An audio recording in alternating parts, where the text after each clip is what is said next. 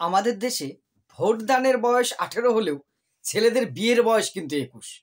এর থেকে সরকার বুঝিয়ে দিচ্ছে যে দেশ চালানো 18 বছরে সম্ভব হলেও সংসার চালানো অন্তত 21 বছরের আগে সম্ভব নয়। এই কথাটি বলার মানে এটাই যে বর্তমানে কিন্তু দাম্পত্য কলহ এবং ডিভোর্স এই পরিমাণটা বহুগুণ বেড়ে গেছে। দরিদ্র, মধ্যবিত্ত, উচ্চবিত্ত সবার মধ্যেই।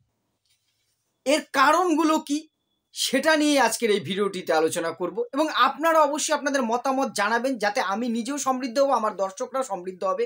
আমি হয়তো একটা অ্যাঙ্গেল থেকে বলবো, আপনারা অন্যান্য অ্যাঙ্গেলগুলো অবশ্যই কমেন্টের মধ্যে দিয়ে তুলে ধরবেন। নমস্কার, আমি প্রাণ চক্রবর্তী। ডিভোর্স সংক্রান্ত একটি ভিডিও দেওয়ার পরে অনেকে আমাকে কমেন্ট করেছে যে দাম্পত্য কলহ নিয়ে কিছু বলবার জন্য। আমি কয়েকদিন ধরে এটা নিয়ে ভাবছিলাম। সেটা ভাবতে যেটা প্রথমেই কথাটি বললাম যে আমাদের দেশে 18 বছর বয়স হলে একজন পুরুষ মানুষ ভোটাধিকার পায়, কিন্তু বিয়ে করার ক্ষেত্রে কিন্তু আরো 3 বছর অপেক্ষা করতে হয়।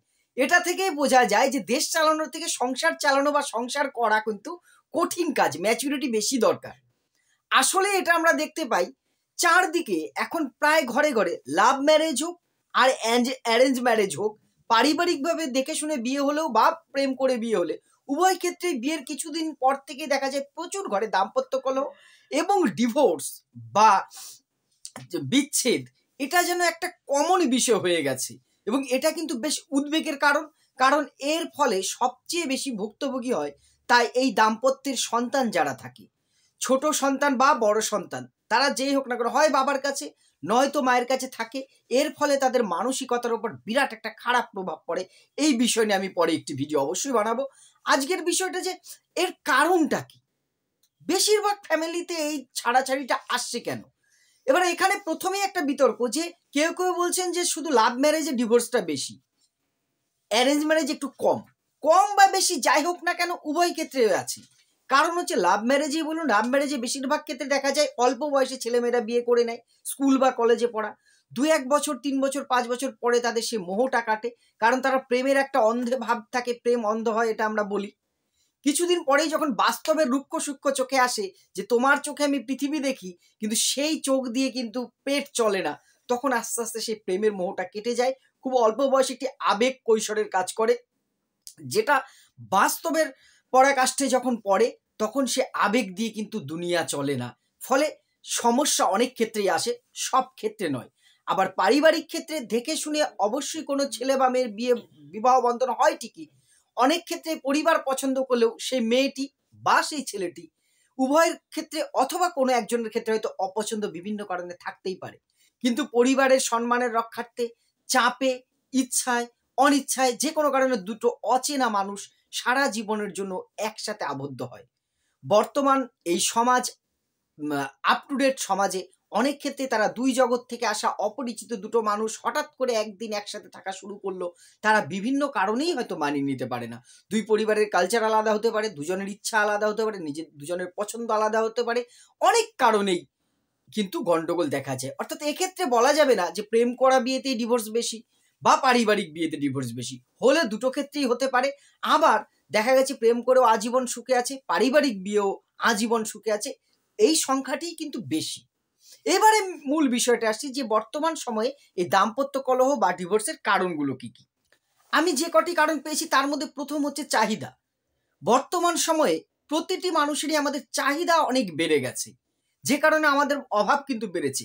আগে যে যতটা চাহিদা ছিল, প্রতিটা মহিলাই দেখা গেল টিভিতে দেখছে, পাশের বাড়ি দেখছে, সোশ্যাল মিডিয়ায় দেখছে, এটা হচ্ছে, বাড়ি হচ্ছে, গাড়ি হচ্ছে, গয়না হচ্ছে, টয়না হচ্ছে, তারা সেটা চাইছে। হয়তো সেটা তার আর্থিকভাবে সফল হচ্ছে না। উল্টো দিকে পুরুষেরও চাহিদা বেড়েছে। পুরুষ অনেক ক্ষেত্রেই ডাইরেক্ট না চাইলেও ইনডাইরেক্ট চাইছে, শ্বশুর বাড়ি থেকে এটা চাই সেটা চাই। এইগুলোর কারণে দেখা যায় একটা ঠান্ডা লড়াই কিন্তু শুরু হয়ে যায়, এবং এই ঠান্ডা লড়াইটা ভবিষ্যতে একটা ভয়ঙ্কর খারাপ রূপ কিন্তু নিতে পারে। সেকেন্ড যেটা সবচেয়ে ইম্পর্টেন্ট আমার মনে হয়, আরো কয়েকটি ইম্পর্টেন্ট আসবে পরে, মিথ্যে।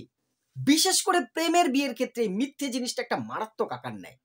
অনেক সময় প্রেম শুরু হয় কিন্তু মিথ্যে দিয়ে। আমি একটি মেয়েকে ভালোবাসলাম বা একটি মেয়ে আমাকে ভালোবাসে, আমি হয়তো অনেক মিথ্যে, আমার এই আছে সেই আছে এই সেই, মিথ্যে প্রেম চলে, সংসার তো আর চলে না। এই মিথ্যে দিয়ে যখন একটা প্রেমের সম্পর্ক, বা অনেক ক্ষেত্রে অ্যারেঞ্জ ম্যারেজেও অনেক সময় ছেলে এই করে, আসল বিষয়টাকে লুকিয়ে, বা মেয়ের সম্পর্কেও আসল কোনো বিষয়কে লুকিয়ে বিয়ে তো হয়ে গেল, কিন্তু সেই কোনো জিনিস তো ঢেকে বেশি দিন রাখা যায় না। সেই অভাব যখন আসে বা অন্য কোনো যদি মিথ্যে হয়, সেটা কিন্তু সত্যি সামনে আসবেই। যখনই একটা মিথ্যের চাদর সরে যে সত্যিটা সামনে আসে, তখন সেই সত্যের মুখোমুখি হতে গেলেই কিন্তু একটা ফাটল তৈরি হচ্ছে। যার ফলে কি হচ্ছে, প্রথমে অশান্তি, দ্বন্দ্ব, কখনো কখনো সেটা চরম পর্যায়ে যাচ্ছে। তা সেই সংসার কিন্তু বেশিরভাগ ক্ষেত্রে ভেঙে যেতে বাধ্য হচ্ছে। এই মিথ্যে জিনিসটা একটা খুব ভয়ানক রূপ যে কোনো দাম্পত্য জীবনের জন্য। থার্ড যে পয়েন্টটা আমার মনে হচ্ছে পরকীয়া। এটা বর্তমান সমাজে, বর্তমান যুগে আপনারাও আমার সাথে নিশ্চয়ই একমত হবেন যে একটা ভাইরাসের মতন, কোভিডের মতোই একটা ভাইরাস ছড়িয়ে গেছে, সেটা হচ্ছে পরকীয়া। নারী এবং পুরুষ উভয়েই এক্সট্রা ম্যারিটাল অ্যাফেয়ার্সে প্রচণ্ডভাবে আসক্ত হয়ে পড়ছে। এর অনেক কারণ হয়তো সাইকোলজিক্যালি আছে। আমি শিক্ষাবিজ্ঞান বা সাইকোলজি একজন ছাত্র হিসেবে অনেকগুলো কারণই আছে, কিন্তু এই টপিকটা যেহেতু আলাদা, আমি ডিটেলসের মধ্যে যাচ্ছি না। কিন্তু এটা তো বাস্তব যে প্রচণ্ড এক্সট্রা ম্যারিটাল অ্যাফেয়ার শুরু হয়েছে এখন। পুরুষ একা তো আর করবে না, কোনো মহিলার সাথেই করবে, বা কোনো মহিলা কোন আরেকজন পুরুষের সাথেই করবে, অর্থাৎ সমসংখ্যক পুরুষ মহিলা কিন্তু এই এক্সট্রা ম্যারিটাল অ্যাফেয়ারে জড়িত, অর্থাৎ অবৈধ সম্পর্ক। মোবাইল, ইন্টারনেট এগুলো হাতের মুঠোয় হওয়ায় এইগুলো আরো সহজ হয়েছে আগের থেকে। আগের থেকে প্রযুক্তি যেমন আমাদের আশীর্বাদ, তেমনি অভিশাপের রূপ নিয়েছে আমার মনে হয় এক্সট্রা ম্যারিটাল অ্যাফেয়ার্সে। পুরুষ এবং মহিলা উভয়ই বিভিন্ন সময় কাজের ব্যস্ত, তার ফাঁকে কেউ কেউ বিভিন্ন কারণে, আজকাল দেখছি, আগেও ছিল, যুগে যুগে ছিল, কিন্তু এখন আমার অন্তত মনে হয়েছে এই পরকীয়া বিষয়টা কিন্তু অনেক বেশি পরিমাণ বেড়েছে। যখনই এটা সামনে আসে তখন দাম্পত্যে কলহ তো বাঁধবেই, স্বাভাবিক। বাধার ফল দাঁড়াচ্ছে হয় ডিভোর্স, নয় ছাড়াছাড়ি, অশান্তি, ঝগড়া। এটা একটা নিত্যদিনের ঘটনা হয়ে গেছে। এবং এই এক্সট্রা ম্যারিটাল অ্যাফেয়ার্সে যখন একবার ঢুকে যায় একটি দাম্পত্যে, তখন সে দাম্পত্যকে টিকিয়ে রাখা সুস্থভাবে, অনেক হয়তো লোকলজ্জা বা সামাজিকতার ভয়ে জোর করে টিকিয়ে রাখে ঠিকই, সেটা কিন্তু খুব সম্ভব হয় না। নেক্সট হচ্ছে, এইটা পুরুষের ক্ষেত্রে বেশি হয়, মদ এবং জুয়ার প্রভাব। এখন তো আমি এই নিয়ে আগেও ভিডিও করেছি, মদ খাওয়াটা হচ্ছে এখন 1 ঘন্টা শ্বাস ছাড়া চলবো তো মদ ছাড়া চলবো না। শুধু মদ নয়, অন্যান্য মাদক জাতীয় নেশা যেটা আছে, গাঁজা বা এর সাথে আরো বিভিন্ন রকমের নেশা করাটা একটা বহু সংখ্যক পুরুষের বদ অভ্যাস হয়ে দাঁড়িয়েছে। উল্টো দিকে মহিলারাও অনেক ক্ষেত্রে নেশা করছেন, এটাও কিন্তু বাস্তব। এবং জুয়ার নেশা, অনলাইন জুয়া, এটা নিয়ে আমি ভিডিও আগে অনেকগুলো করেছি।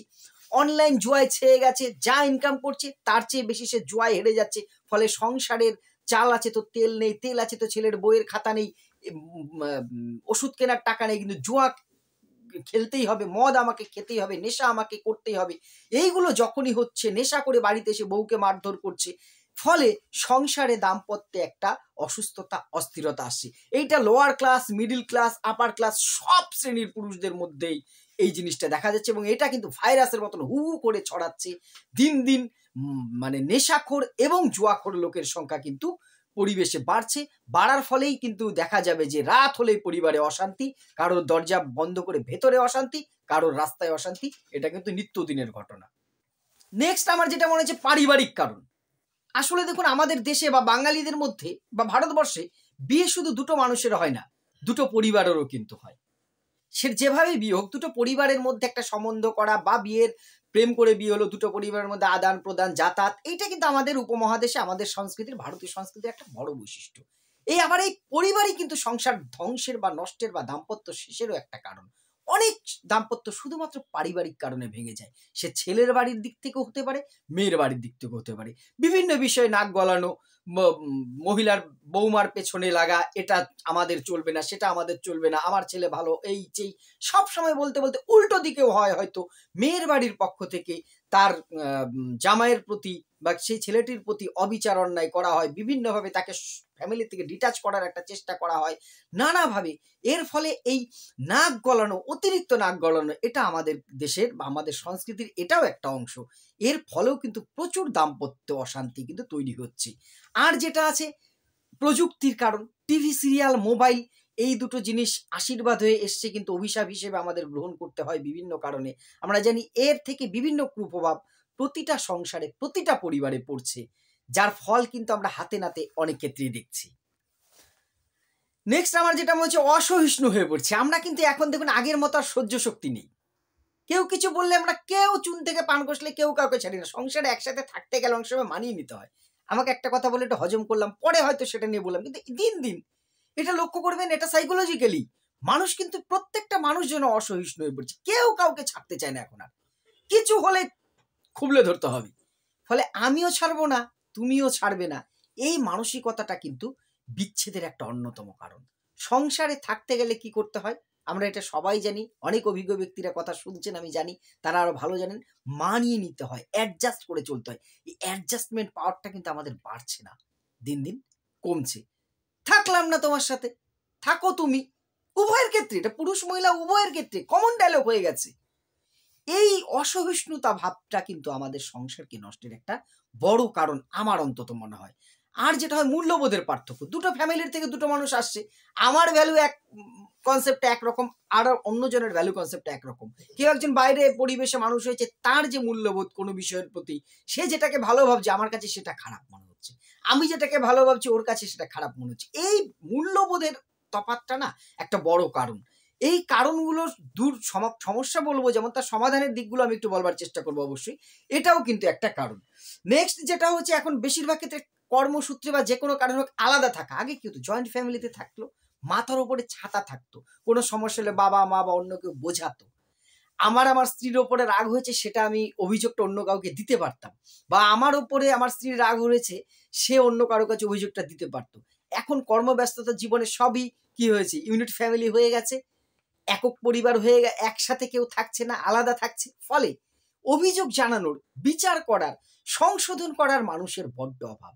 যার ফলে কি হচ্ছে, আমি অন্যায় করছি, আমি জাজমেন্ট করছি এবং আমি ডিসিশন নিচ্ছি, যার ফল কখনো রাগের মাথায় কোনো ডিসিশন ঠিক হয় না। অনেক ক্ষেত্রে কেউ বোঝানোর এখন নেই, ফলে সমস্যাগুলো কিন্তু দিন দিন আরো বাড়ছে, যার ফল হচ্ছে দাম্পত্য কলহ এবং ডিভোর্স।